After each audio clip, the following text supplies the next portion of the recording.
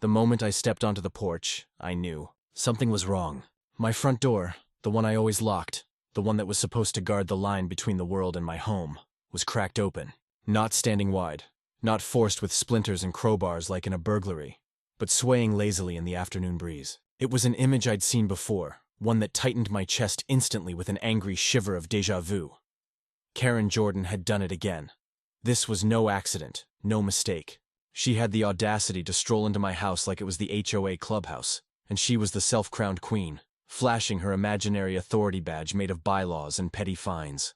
Last time, she strutted right in and left a bright pink violation slip on my coffee table, not taped to the front door like normal HOAs do. No, she laid it out neatly, center couch cushion, as if it were a hotel bill she was presenting after room service. Another time, she walked in to inspect my curtains, declaring them unapproved because they clashed with the exterior neighborhood aesthetic. Curtains, inside my house. That was the level of absurdity. But this time would be different. Because waiting on the other side of that cracked door wasn't just me. It wasn't the weary, fed-up homeowner she'd bullied for months with fines and intrusive walk-ins. It was my son. Back from deployment. Marine uniform pressed, boots shined, composure like a steel wall. He wasn't all grins and stories yet. He was still wearing that taut discipline, the silent presence that says, "Cross this line, and you will regret it." Karen had walked into my living room many times before, waving her clipboard like it was scripture. But today she was about to crash head-on into something she couldn't bully, couldn't bend, and certainly couldn't sweet-talk her way past. Before I unravel what happened next, understand this. I wish I could tell you this was a one-off moment, that Karen just overstepped once in a moment of overzealous HOA micromanagement, that maybe she was confused about her authority and embarrassed the next day. But no, this was a pattern, a routine, a violation so normalized in her mind that even the raccoons in my attic, yes, we've had a family or two nest up there, showed more respect for boundaries than she ever had. The first time she entered, I didn't even know it. Came home from work, keys in hand, opened the door like always, and froze at my kitchen counter. A neon violation slip propped against the fruit bowl. My crime? An improperly stored garden hose. Now, for the record, that hose was neatly coiled, hung on a rack polished like a drill sergeant's boots. Cleaner, in fact, than the rat's nest of cords behind Karen's own house. But the absurdity of the violation itself wasn't what got me. It was its location. That slip wasn't taped to my door. It wasn't in the mailbox. It was inside. Someone had opened my front door, walked into my house, and left it on the counter like she'd stopped in for coffee. At first, I wondered if I'd forgotten to lock the door. Foolish oversight, right? But the pit in my stomach told the truth. The second incident nailed it down. I walked in and caught her red-handed. There was Karen, bold, smug, standing in my living room with clipboard raised like a royal scepter. She didn't even flinch when I asked what she was doing. She pointed to my curtains, scribbled notes, and declared, "These violate the community aesthetic." I demanded to know how she got in. That was when she flashed it, a silver key twinkling between her fingers like it was a badge of honor. "The HOA has master keys for inspections," she said, smiling the way movie villains grin right before a bomb goes off. Inspections. My home, my sanctuary, relegated, in Karen's mind, to nothing more than a budget motel room she could pop into to check whether the bedspreads matched. From then on, little hints piled up like quiet insults. A coffee mug shifted half an inch, a stack of mail oddly reordered, the faint perfume of lavender and smugness drifting in the hallway, even when my wife and I hadn't lit a candle in weeks. My wife grew jumpy. Every creak at night made her tense like Karen might appear out of the pantry to issue a fine for mismatched cereal boxes. Of course, I brought it up to the board. But who ran the board? Karen herself, flanked by her chosen deputies. The kind of folks who'd nod at everything she said while clutching their own clipboards like shields. Every time I lodged a complaint, Karen smiled. Her head tilted just so, pretending sympathy, while her eyes sparkled with pure malice. "As long as you're a resident here, the HOA reserves the right to ensure compliance," she'd remind me. "That includes entry if necessary." Necessary. Was it necessary to scold me for porch furniture 2 shades darker than HOA beige? Necessary to snap Polaroids of my hedges from 10 angles and declare them excessively symmetrical? Necessary to terrify my wife with the idea that her very living room was never private again? Karen strutted around like Napoleon in a power blazer, wielding bylaws instead of bayonets. Her weapon was fear, her shield intimidation, and her holy creed was property value. And every system, Every attempt at justice failed. Call the sheriff? Deputies shrugged. Civil matter. Raise the issue at the HOA meeting? Her board nodded like bobbleheads in unison. Neighbors whispered about her behind blinds but stayed silent for fear their shrubs would suddenly violate community geometry standards. I tried new locks. Cost a fortune. But weeks later, I came home and found them swapped back. My locks switched out like I was a tenant squatting in Karen's condo, rather than the homeowner paying taxes, utilities, and mortgage. That was when I realized this wasn't mere arrogance. Karen believed she had divine right. She truly thought she was entitled to my square footage, my private space, my family's breaths. And then the fear turned personal. My wife stopped joking. Her nervous laughter dried up. Instead, her eyes darted to the door at every bump in the night, wringing her hands, silently wondering if Karen was about to materialize with a pink slip citation for our choice in refrigerator magnets. That was when the line inside me snapped. A husband cannot watch his wife live in fear of a neighbor, so I tried being reasonable. Filed written complaints, presented evidence. He even marched to her face in the front yard one morning and told her directly, "You have no right to enter my home." She just tilted her head, faux sweet, and said, "Oh, Mr. Taylor, you wouldn't want your property value to decline, would you? These inspections are for everyone's benefit." The words property value dripped from her lips like a priest quoting scripture. To her, it was divine justification. Trespassing? For the sake of property value. Harassment? Consider it civic duty. The hypocrisy was stunning. Her own backyard was overgrown with weeds, her fountain clogged into a mosquito swamp. Yet somehow Karen, the queen of stagnant water, had the gall to nitpick my hedges. My wife begged me to consider moving. A place without an HOA, a fresh start. And Lord, I thought about it. Selling, leaving, escaping. But that stubborn voice in my chest roared back, "Why should we move? Why should we surrender? This is our home, not hers. Not the HOA's, ours." Still, I felt caged. Every option ended the same. A deputy shrugging, a meeting drowned out by bobbleheads, a Karen smirk that only widened with each attempt to fight back. That sense of being trapped is poison to a man's soul, and then came fate. A lifeline, my son. He arrived home from deployment, months overseas. Stronger, calmer, forged by discipline I could barely match. I explained to him what Karen had been doing, half expecting him to laugh or shake it off as suburban nonsense. But he didn't. He looked me square in the eye and said, "Dad, she won't get away with that again." That moment felt like breath returning to lungs. For the first time in months, I felt the weight lift. Because now Karen wasn't walking into the home of a tired man cornered by bylaws. She was about to walk into a house that stood guarded. And then, Sunday came. It was quiet. Peaceful for once. Football murmured on the TV. I dozed in my recliner, that blissful half-sleep soft and rare. Until it came, the faint, dreaded click. Metallic, delicate, deliberate. A key in my lock. My eyes snapped open, ears straining in disbelief. Another click, louder. Then the unmistakable creak of my front door swinging wide. I froze in place, heart pounding, as Karen's silhouette filled the doorway. She stepped in like she owned the place, her heels clicking on the hardwood, her pen already uncapped. She glanced around, sniffed the air, and muttered something about unapproved paint odors. Then she noticed me sitting there. "Oh!" she gasped, clutching her clipboard like a shield.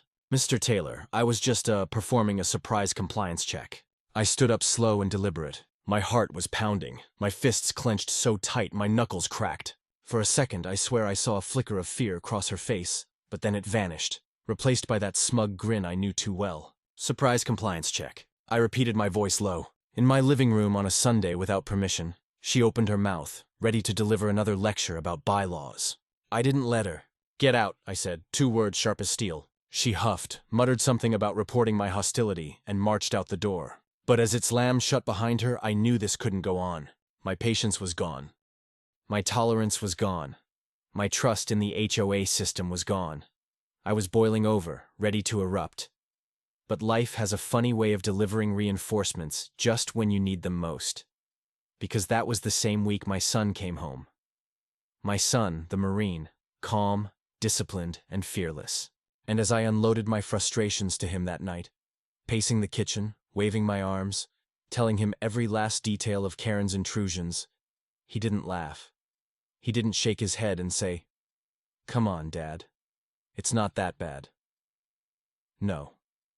He leaned forward, eyes, steady jaw tight, and said the words I'd been waiting months to hear. "Dad, let's put an end to this." And that was the moment the plan began to take shape. When my boy walked through the front door that evening, it was like a wave of calm rolling into a storm-tossed harbor. His boots hit the floorboards with that familiar heavy thud, the kind you can only pick up after years of marching in cadence. His posture was straight, his jaw squared, his eyes steady, and on his shoulders folded neatly was the uniform I hadn't seen in months. I'll admit it, I got a little choked up. He wasn't the skinny teenager who used to raid my fridge anymore. He was a Marine. My Marine, the kind of man who'd stared down dangers halfway across the world, who'd carried his brothers through hell and now by sheer luck or providence was standing in my kitchen. I poured him a cup of coffee the way I always did when he came home. We sat at the table like we used to, steam curling between us. But this time, instead of me giving him life advice, it was me unloading. I told him everything. Every violation slip. Every time Karen had strutted into my house uninvited. Every smirk. Every smug comment about property values. I could feel my blood pressure rising again as I rattled it all off, pacing, clenching my fists. My wife sat quiet, nodding, her eyes flicking between us with a mixture of hope and worry. My son didn't interrupt. He didn't crack jokes.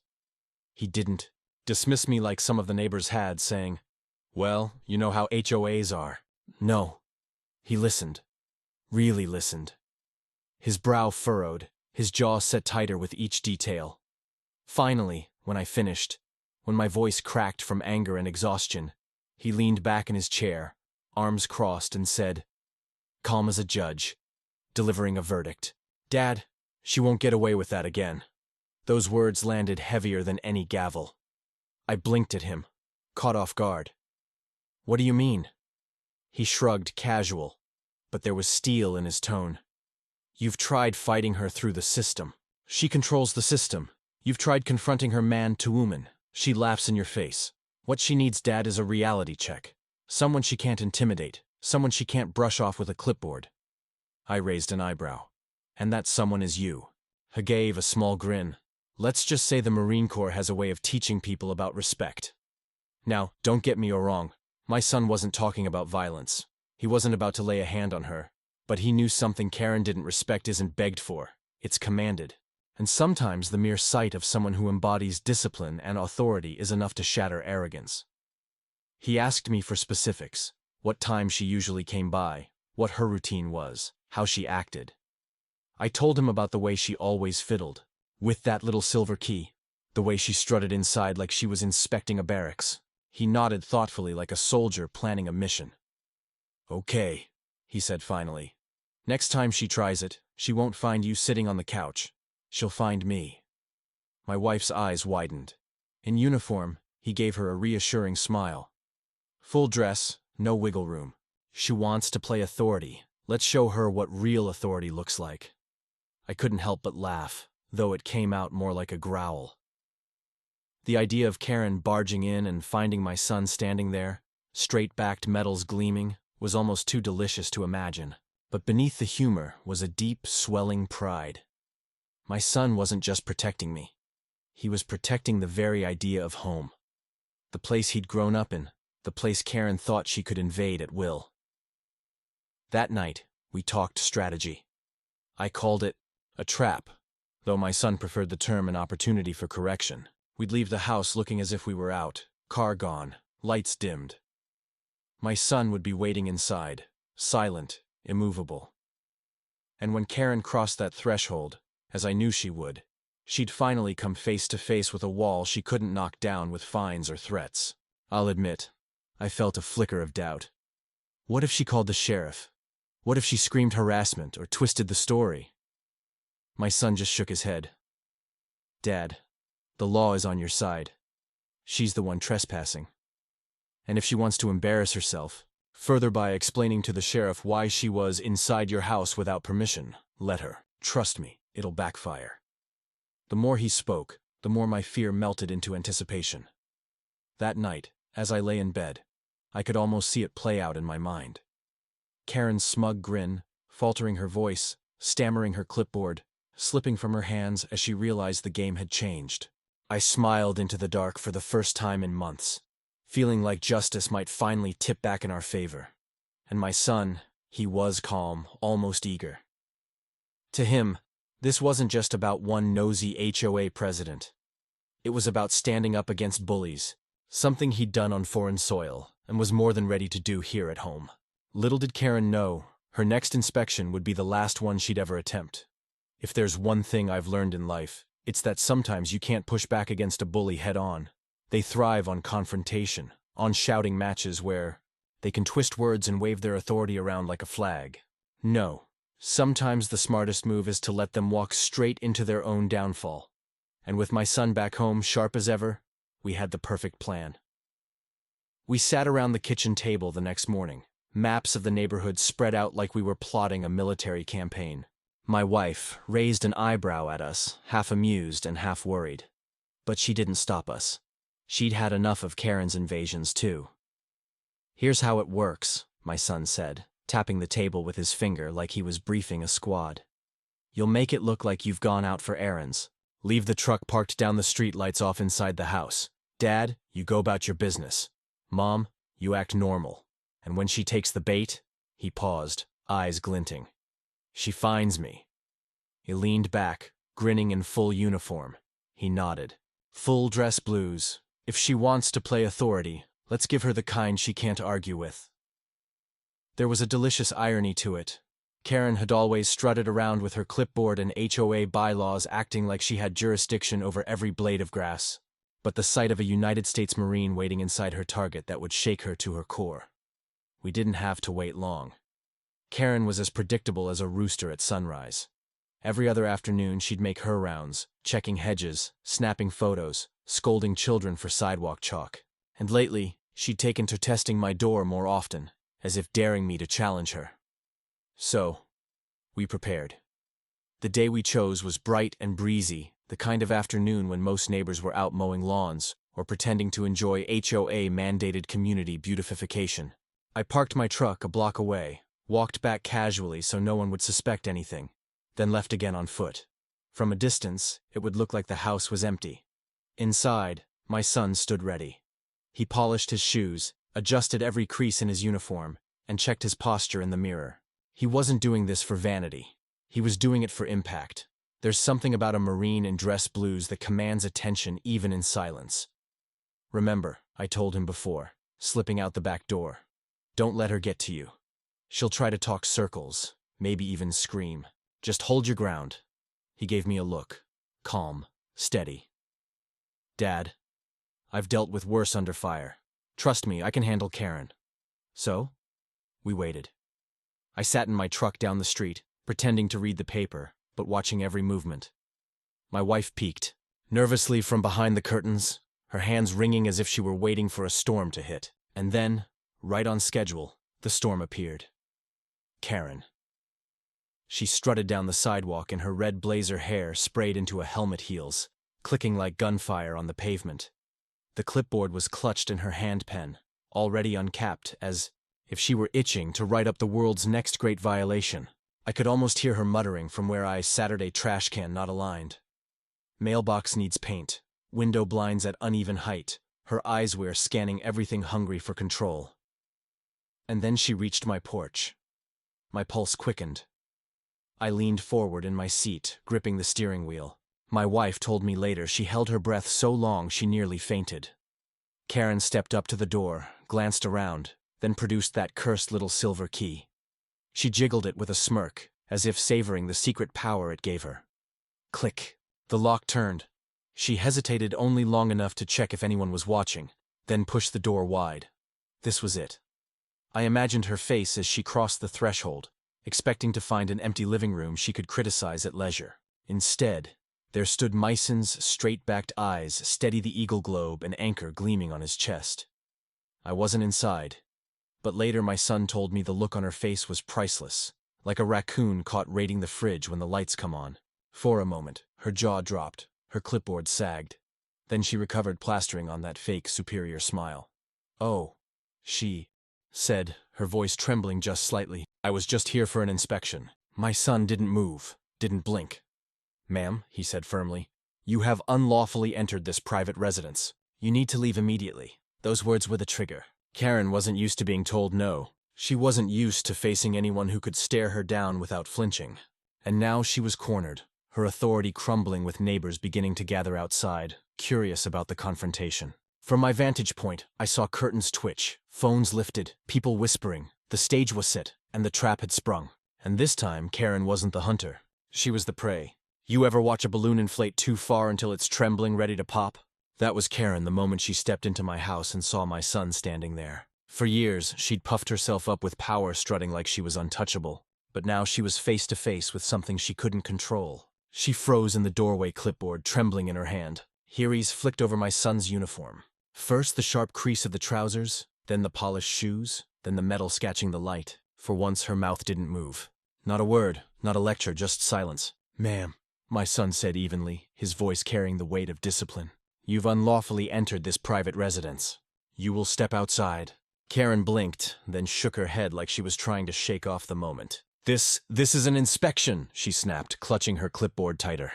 "I'm the HOA president. I have authority." My son didn't flinch. "Your authority does not extend to trespassing. You need to leave now." That was when she tried to recover her bravado. She took a step forward, heels clicking as if to prove she wasn't intimidated. "You think you can order me round? I've been running this neighborhood for 15 years. I decide what happens in this house. I decide what decorations are allowed. I decide what colors are painted, what vehicles are parked. And if I say I need to inspect this property," my son cut her off sharp as a drill sergeant's bark. "Not in this house, you don't." The words rang through the room like gunfire. For the first time, Karen's voice faltered. She glanced toward the door, toward the gathering shadows outside the windows. Neighbors were starting to gather. Phones pointed at the porch. The tide of public opinion, something she'd always used as a weapon, was now turning against her. But Karen wasn't the type to retreat gracefully. She puffed out her chest, raised her chin, and shouted, "The OA owns this door." The absurdity of it almost made my son laugh, but he didn't. He stayed firm, steady. "The United States Marine Corps disagrees," he said, his voice low, controlled, unshakable. That did it. Her face twisted, red blotches climbing her neck. She jabbed her clipboard toward him like a sword. "You don't scare me. You can't intimidate me in my own neighborhood." From outside, a neighbor shouted, "It's his house, Karen." Another voice chimed in, "You've gone too far this time." Karen whipped her head toward the sound, eyes flashing. The neighbors were no longer silent, no longer hiding. They were watching, recording, whispering. Her power was slipping and she knew it. Still, she tried to claw it back. She stomped her heel, waved her papers. "You'll regret this." She spat at my son. "You and your father both. I'll fine you until you can't breathe. I'll drag this whole family through court if I have to." My son didn't raise his voice. He didn't move an inch. "You've already broken the law, ma'am. Every step you take in this house right now is another charge. Leave before this gets worse for you." The calmness in his tone rattled her more than any shouting could. She was used to people yelling back, losing their tempers, giving her fuel. But he gave her nothing. No crack in the armor, no opening to twist, just cold, steady authority. She faltered, her bravado crumbling. For the first time in years, I swear I saw fear in her eyes. I stood just outside, close enough to hear, hidden enough to let it play out. My fists were clenched, my heart pounding. I dreamed of this moment Karen finally put in her place. And now it was happening not because of anything I said, but because my son embodied something bigger than HOA bylaws. Real discipline. Real respect. Karen's voice cracked. "This isn't over," she whispered, more to herself than to him. She backed toward the door, her heels wobbling. The neighbors murmured phones, still recording. She glanced at them, then back at my son. For once, she had no words left. My son gave her one last look, firm, but not cruel. "Ma'am, out." And she went. She stumbled onto the porch, squinting against the daylight like a vampire dragged from her cave. The crowd of neighbors parted, some laughing quietly, others shaking their heads. Phones stayed high. Karen's face was crimson, her jaw tight. She spun around, trying to salvage what was left of her pride. "This family will pay for this," she barked at the crowd. But her voice was thin now, shaky. It didn't carry the same weight it used to. I stepped forward, then unable to resist. "No, Karen," I said loud enough for everyone to hear. "For once, you're the one who's going to pay." The crowd erupted in cheers, chuckles, and even a few claps. Karen's face twisted like she'd bitten into a lemon. She stormed down the steps, her heels clattering on the sidewalk, her clipboard clutched like a shield. The breaking point had come and gone. And for the first time in a long time, it wasn't me who broke. It was her. Karen wasn't used to being embarrassed, and you could see it in every twitch of her face as she stood on my porch, surrounded by a half-circle of neighbors with their phones out. For years, she had been the one pointing, lecturing, scribbling fines. She was the queen of cul-de-sacs, the self-declared guardian of property values. And now, suddenly, she was on trial. Judge, jury, and audience, all staring at her through the glow of smartphone cameras. My son stepped outside, then calm as ever, his marine blues catching the sunlight. The metals on his chest seemed to shine a little brighter, as if even the day itself wanted to throw shade on Karen's theatrics. He didn't raise his voice. He didn't need to. His very presence shifted the gravity of the scene. "Ma'am," he said, tone steady, "you are trespassing. This is private property. You do not have authority here." Karen clutched her clipboard like it was a life raft. "I do have authority. I'm the HOA president. That gives me the right to inspect homes at any time," the crowd murmured. Someone in the back shouted, "That's not true, Karen." Another voice added, "You can't just walk into people's houses." Her eyes darted panic, flickering across her face before she masked it with fury. She jabbed her pen toward my son like it was a dagger. "Don't you lecture me about rights, young man. I've kept this neighborhood in line for 15 years. Without me, it would fall apart. Trash cans everywhere, weeds in the sidewalks, Christmas lights in July." My son tilted his head slightly calm as a stone wall. "With respect, ma'am, no neighborhood is worth breaking the law. This isn't about trash cans or Christmas lights. This is about you violating a family's home." That cut deep. You could see her lips tremble, her jaw clench. Karen wasn't used to being called out in public, especially not with such unshakable authority. She turned to the crowd, desperate for backup. "You all know me. You know I've kept this place pristine. I've fought for property values for your property values. Don't you care?" But the crowd didn't rally. Not this time. Too many of them had been in the receiving end of her petty tyranny. Fines for lawn height, warnings about kids' bikes left by porches. One woman raised her phone and said loud enough for Karen to hear, "I care more about my neighbor's safety than your property values." The crowd murmured in agreement. Karen's face flushed crimson. She spun back toward my son. "And you? You think that uniform scares me? You think you can stand there and intimidate me in my own neighborhood?" My son didn't flinch. "This uniform isn't for intimidation. It's for service. It represents protecting people's rights, including the right to feel safe in their own home, something you've been ignoring." Her mouth opened, but now words came out. She stammered, sputtered, her authority dissolving in real time. I finally stepped forward, unable to hold back anymore. "Karen," I said, my voice carrying across the crowd, "you walked into my home again without permission. You've harassed my wife. You've threatened my family. And now you're being told clearly, firmly to stop. If you don't, the sheriff will hear about it." She whipped her head toward me, eyes blazing. "You wouldn't dare." I smiled. "Try me." The crowd erupted in laughter. Even my son's lips twitched, though he kept his composure. Karen's fury cracked. Then she stamped her foot on the porch like a spoiled child, her voice rising to a shriek. "You will all regret this. Every single one of you. I will write fines so high you'll choke on them."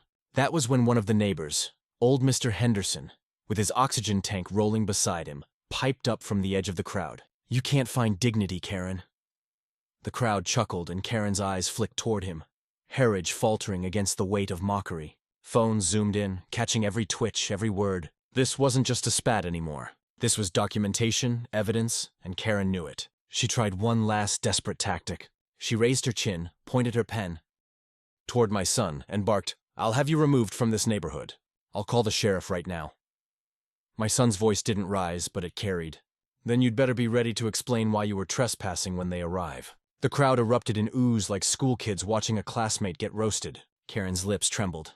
She looked around, searching for one sympathetic face, but found only smirks and shaking heads. Her hand shook as she fumbled with her phone, muttering something about dialing the sheriff. But even as she did, you could see it in her eyes, she knew she'd already lost. Because the confrontation wasn't just about the law. It wasn't even about the trespass. It was about the shift that had just happened. For years, Karen had ruled with fear, with fines, with petty power. But now, standing in front of a Marine, surrounded by neighbors who were no longer silent, her kingdom was crumbling, and she couldn't stop it. The thing about bullies is they don't know how to back down gracefully. They've built their whole identity on winning, on being louder, meaner, more relentless than anyone else. But the moment the crowd stops believing in them, the whole act falls apart. And that's exactly what happened to Karen on my front lawn. She stood there trembling, her knuckles white as she gripped that clipboard like a weapon. Her face, usually so smug, had twisted into something desperate. A mask cracking in slow motion. The neighbors didn't look afraid of her anymore. They looked entertained. Some of them were even smiling. And the cameras, oh, those phones pointed at her like spotlights were capturing every second. "You can't do this to me!" she shouted, her voice, shrill eyes darting around for support that wasn't there. "I am the HOA. I own this neighborhood." The crowd chuckled. Someone muttered, "Not anymore. You don't." Her face snapped toward them, and for a second, I thought she might actually hurl her clipboard at the poor guy. But then her eyes swung back to Myson. He hadn't moved an inch. He stood there like a statue carved out of discipline itself, calm, steady, immovable. She tried a new tactic. Her voice softened, her posture relaxed. She bestowed on a sickly sweet smile that fooled nobody. "Look, maybe we've gotten off on the wrong foot. I was only trying to ensure compliance, to keep the neighborhood beautiful, that's all. Surely, you can understand that." My son didn't blink. "Ma'am, you violated the law. This isn't about beauty. It's about trespass." The word trespass hit her like a slap. Her smile faltered. Her eyes darted again. She stammered. It was a mistake. A simple misunderstanding. But the crowd wasn't buying it. Mrs. Gonzalez, who lived 3 houses down and had been fined 3 times for having a flower pot too bright, spoke up. "You've been trespassing in our homes for years." "Karen, don't pretend this was the first time." Karen's head whipped toward her. "That's not true. I've always had the best interest of the community at heart." The neighbors laughed, and the laughter was worse than any fine. It stripped her of authority faster than any law could. Her face burned crimson. "You're all ungrateful, every one of you. Without me, this place would look like a slum." And that was when my son delivered the line that broke her. "Ma'am, the United States Marine Corps doesn't protect slums. We protect communities. Communities built on trust and respect. And right now, you're the one tearing this one apart." The words hit like cannon fire. Karen's lips quivered. She opened her mouth, but no words came out. The crowd erupted in murmurs of agreement. Heads nodded. People clapped. Phones zoomed in to catch her expression. She looked around one last time, hoping for backup, but saw only disappointment in the faces of the people she thought she ruled. Her power built on fear had evaporated in an instant, and she knew it. Her knees buckled slightly. She staggered back a step, her heel wobbling on the porch step. She gripped the railing like it was the only thing holding her upright. The once mighty Karen, who had barked orders and handed out fines like candy, was collapsing, not physically, but socially, emotionally, completely. "I didn't mean," she whispered, voice shaking. "Then leave, my son," said calm as ever. "Leave and don't come back into this house." Tears welled in her eyes, though she tried to blink them away. She clutched her clipboard tighter, as if hugging it might restore her authority. But it didn't. It only made her look smaller. She finally turned shoulders, slumped, and stumbled down the steps. The crowd parted silently, letting her walk through like a fallen monarch, stripped of her crown. Phones followed her, recording every step of her retreat. She muttered threats under her breath, but they were weak, hollow, and then silence. Just the sound of her heels clicking away, fading down the street. I stepped up beside my son, my chest swelling with pride. "Well, I said loud enough for everyone to hear. Looks like the queen just abdicated." The neighbors laughed, a ripple of relief and joy spreading through the crowd. For once, the laughter wasn't cruel. It was healing. Karen had built her reign on fear. But today, she was the one who walked away afraid.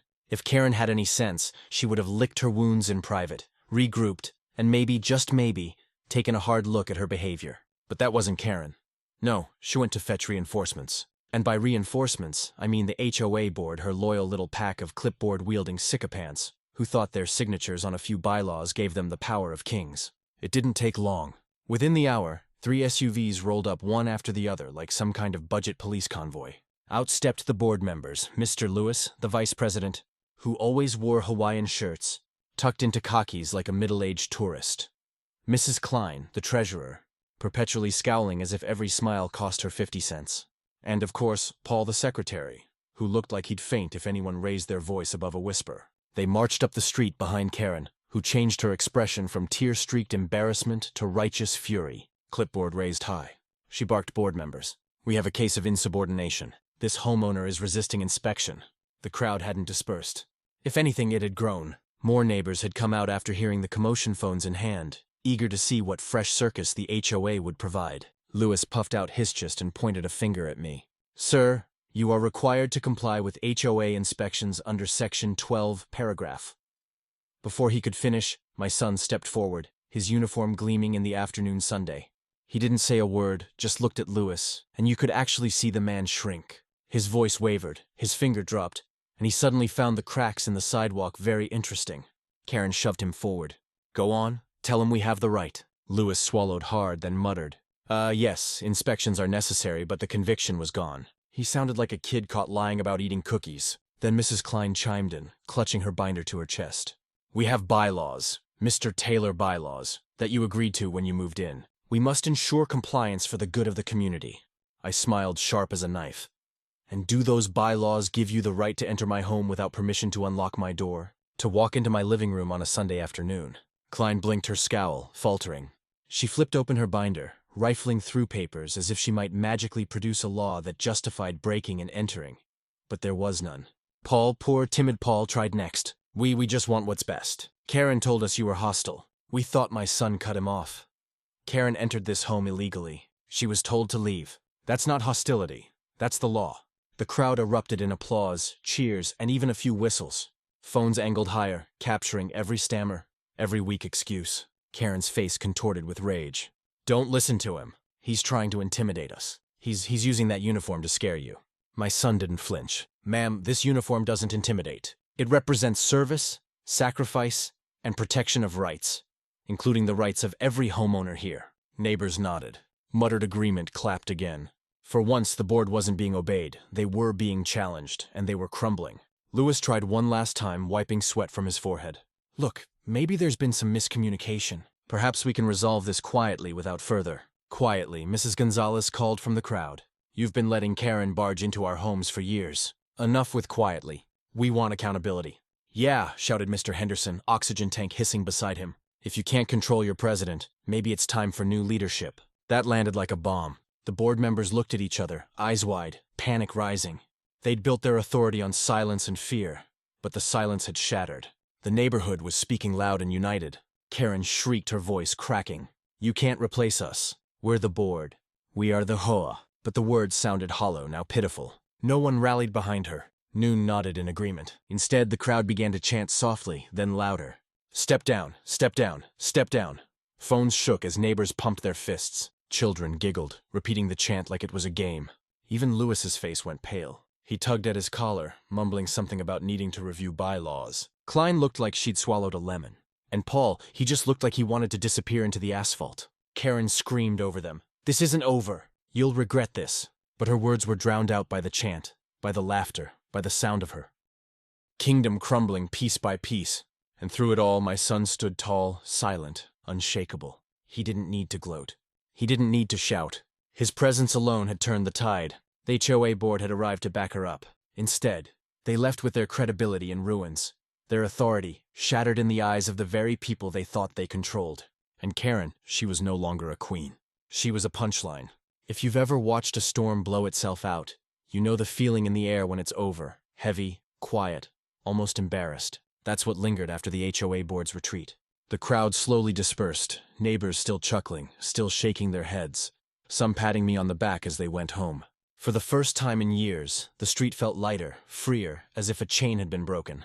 But Karen wasn't done. Bullies never are. Not 5 minutes later, we saw her pacing on the corner phone, pressed to her ear, gesturing wildly.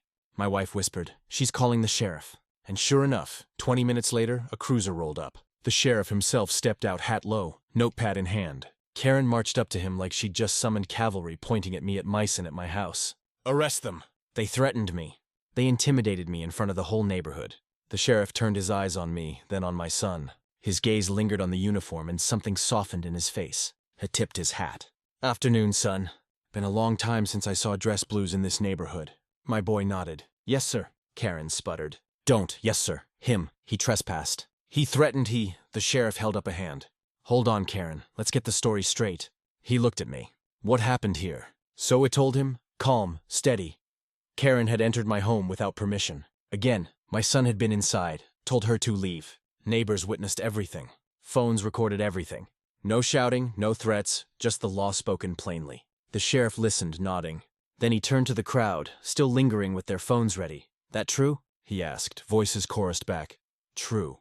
We saw it all. Got it on video." Karen's jaw dropped. "You can't believe them. They're all against me." The sheriff scribbled in his notebook. "Karen, you know trespassing is a crime, right? Doesn't matter if you're HOA president or the mayor of this town. You walk into someone's home without permission. That's breaking the law." Her face drained of color. But the bylaws," He snapped his notebook shut. Bylaws don't override state law. And state law says you crossed the line. The crowd cheered. Someone actually clapped. My wife exhaled for what felt like the first time in months. Karen stammered. So what happens now? The sheriff sighed. What happens now is you get a formal warning. One more step like this and I'll be writing you up for criminal trespass. And trust me, Karen, you do not want that on your record. She looked like she'd swallowed nails. Her mouth opened, closed, then opened again, but no words came out. And then came the twist, because my son, calm as ever, spoke up. Sheriff, if I may add something, I've already been in contact with a JAG attorney regarding HOA abuse cases. We've been collecting families across the country who've been dealing with overreach like this. This isn't just about my father's house. This is about a pattern of intimidation and trespassing and abuse of power. The sheriff raised his eyebrows. The crowd leaned in. Karen froze, horror dawning on her face. My son continued. This incident isn't staying in this neighborhood. It's being documented, forwarded, and reviewed. The days of HOA residents thinking they're above the law are numbered. Gasps rippled through the crowd. Neighbors exchanged, smiles breaking out. Someone muttered. Finally, someone's doing something. Karen shook her head violently. You can't do that. You don't have the authority. My son met her eyes unblinking. Ma'am, I don't need the authority. I have the truth, and that's enough. The sheriff tipped his hat again, this time with a grin. Sounds like you've got this handled, Marine. I'll file my report. But I think your neighborhood just found its backbone. Karen's shoulders sagged. Her clipboard slipped from her fingers, clattering on the pavement. For the first time, she didn't pick it up. She turned, head bowed, and walked away. No strut, no stomp, no threats. Just a defeated figure disappearing down the street. The crowd erupted in cheers. Children laughed, neighbors hugged. For once, the HOA wasn't feared. It was mocked. And in that moment, I realized the spell was broken. I turned to my son, pride swelling in my chest. You did it, I said quietly. He shook his head. No, Dad, we did it. Everyone here. All it took was someone standing up first. That night, as the sun set and the street grew quiet again, I sat on my porch with my son beside me. For the first time in years, I felt peace. The kind of peace that comes when you know the fight is behind you. When the bully has been unmasked. When the neighborhood finally breathes free. Karen thought she could walk into my home like always. Instead, she walked straight into the end of her reign. At the heart of this story. It was never just about Karen, the HOA, or even the endless pink violation slips. It was about something deeper. Boundaries, respect, and the courage to defend what matters most, family and home. A house is wood and nails, but a home is trust. It's the one place you should feel safe, free, and unshaken. When someone violates that, they aren't just breaking into a building. They're breaking into your life. And bullies like Karen thrive only when people stay silent. For years, our neighborhood lived in fear, letting her stomp through doors and dictate lives. But the moment we stood together, the moment someone finally said enough, everything changed. My son taught me something that day. Sometimes strength isn't about raising your voice. It's about standing tall, steady, and unflinching in the face of abuse. True authority doesn't come from clipboards, fines, or bylaws. It comes from respect, integrity, and unity. So maybe the lesson is this. Never underestimate the power of one voice that refuses to be silenced. Because when one person stands, others find the courage to follow. And together, there's no HOA or any bully that can hold a neighborhood hostage. What about you? Have you ever faced someone who thought they could control your life? Drop your story in the comments. I'd love to hear it. And if you enjoyed this tale, don't forget to hit that subscribe button. We've got plenty more HOA dramas full of twists, ready to remind every Karen out there that homeowners always have the last.